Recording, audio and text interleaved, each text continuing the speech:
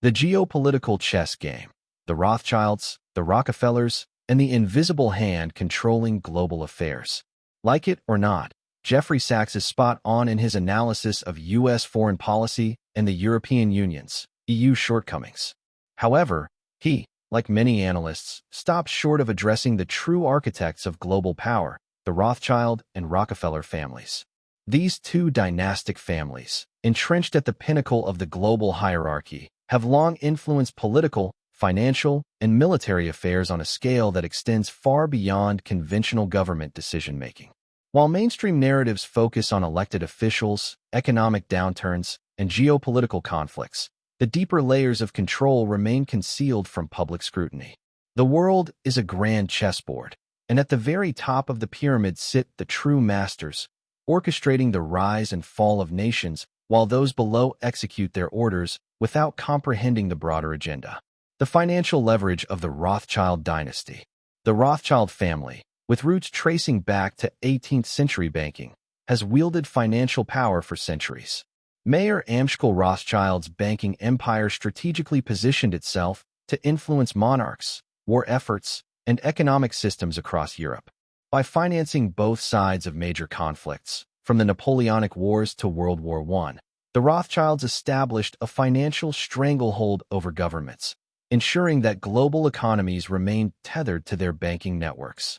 One of the most striking examples of their influence was the establishment of central banking systems.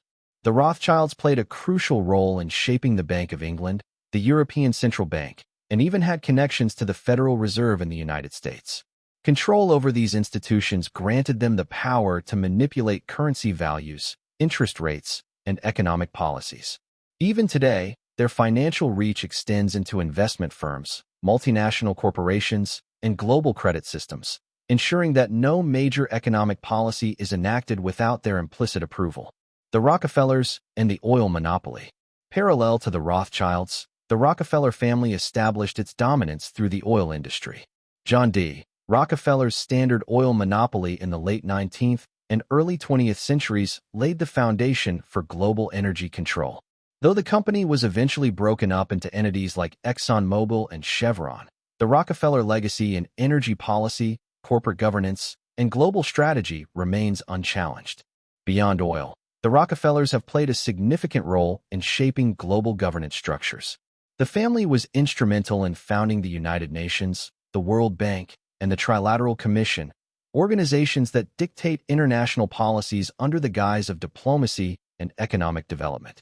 Through their philanthropic foundations, such as the Rockefeller Foundation, they have influenced global healthcare, education, and environmental policies, effectively controlling the narratives that shape public perception and government actions.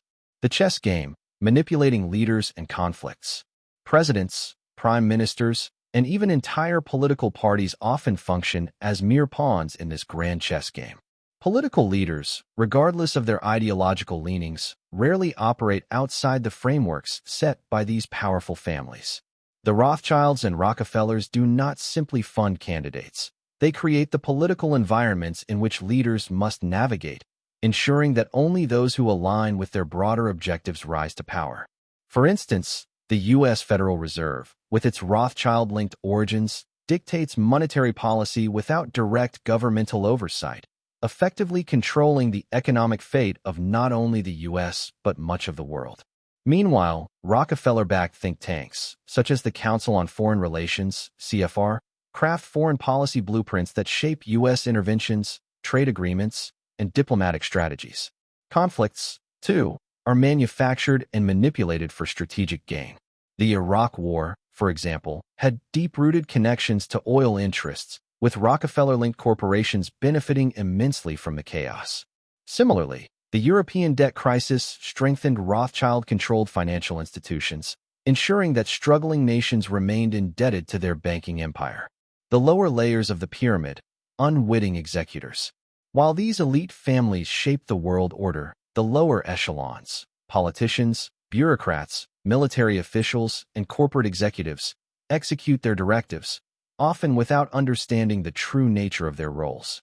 Media conglomerates, owned or influenced by these financial empires, manufacture consent, shaping public opinion to align with their global strategies. Academia, too, is not immune. Leading universities receive funding from Rockefeller and Rothschild-backed endowments, ensuring that economic and political theories taught to future leaders reinforce existing power structures. The illusion of democracy and free markets persists, while in reality, the chess masters at the top dictate every significant move. Conclusion: recognizing the invisible hand.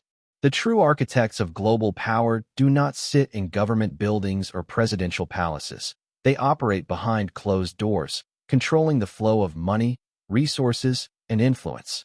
The Rothschild and Rockefeller families have embedded themselves so deeply into the fabric of financial, political, and social structures that their influence often goes unnoticed.